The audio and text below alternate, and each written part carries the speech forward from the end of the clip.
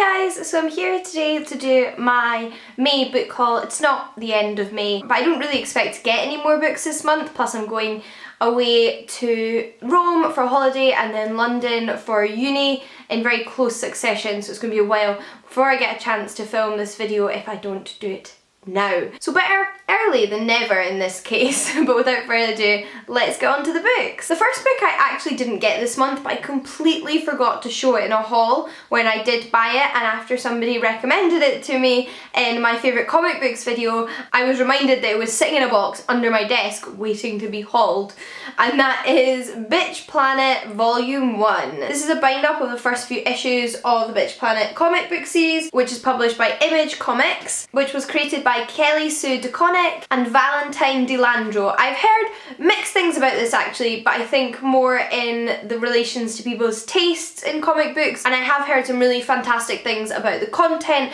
and the message of this graphic novel, so I am really excited to check it out. But it's set in a world where women who step out of line are sent to an entire prison planet to be held. Science fiction, obviously. Here are some of the graphics like this, and I'm expecting it to be quite rude, crude and over the top, but with some really strong, punchy feminist themes. The graphic novel was sent by the publisher recently though, and you might have seen in my non-fiction graphic novels video, which was Einstein by Corinne Mayer and Anne Simon, published by Nobrow, and this is a graphic novel tale of the life of Albert Einstein, and the art is really, really cute. It looks like that. Well, Nobrow sent me another book, which is actually from their children's imprint Flying Eye, and that is The Journey by Francesca Sana. I was actually sent both of these books in April and just forgot to haul them, but I'm sure you've seen them in a few other people's hauls because I have,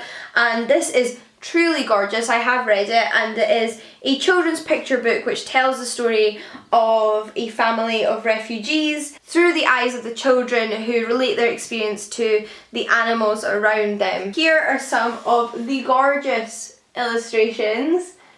So beautiful, and definitely a must read if you have a child, know a child, or just enjoy children's picture books. On the topic of picture books, my lovely friend Jen actually sent me a little gift, and that is The Red Tree by Sean Tan, which is a picture book. It is all about kind of feeling down, not being able to see a way through things, but also hope and finding inspiration. And Jen sent this to me because unfortunately I didn't get a scholarship I was really hoping to get, and she sent this just to sort of cheer me up, and it did, it really, really did. Here are some of the gorgeous illustrations here. But moving on to the less visual books, I also have Victorian Fairy Tales, which was sent to me by Oxford World Classics on request. This is the paperback release of a book that was originally published in hardback, and it is, as the title describes, a collection of Victorian fairy tales edited by Michael Newton. I was also kindly sent a big box of books this month by the lovely people over at the Independent Bookseller Awards, who also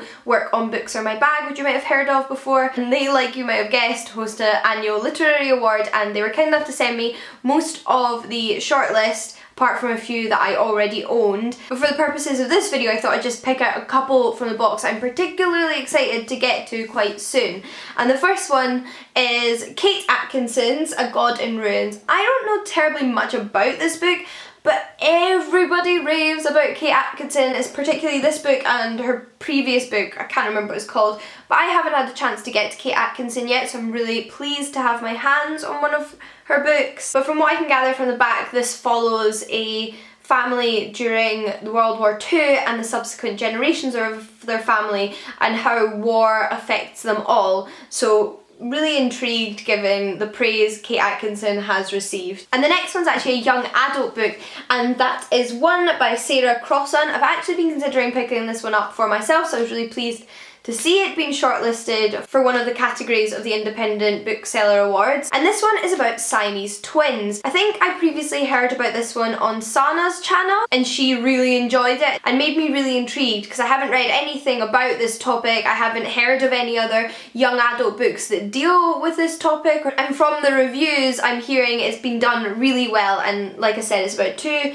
sisters who are Siamese twins, and for the first time in their life they're about to attend mainstream school, having previously been homeschooled. So I'd really like to get to this one quite soon. And last but certainly not least is a book I was sent by Hotkey Publishing, which is With Malice by Eileen Cook. This is a young adult crime thriller, I believe. Now, I got sent this book unsolicited from the publishers, and I think it's fair to say I get sent books unsolicited from publishers who just have my address on mailing lists every week, sometimes multiple times a week, and I don't usually show those books in hauls because I have no intention of reading them. I either give them to friends or donate them to charity, except for on a few occasions when I have had very nice surprises in the post unsuspectedly. And on this occasion I have decided to keep this book and hopefully check it out soon because, like, you know, I'm trying to get into the crime thriller genre. I recently read a crime thriller and I thought that this one would be especially fast-paced and fun to give a shot. It's about a teenager who's returned from a school trip in Italy, but after an accident which I believe killed at least one other student,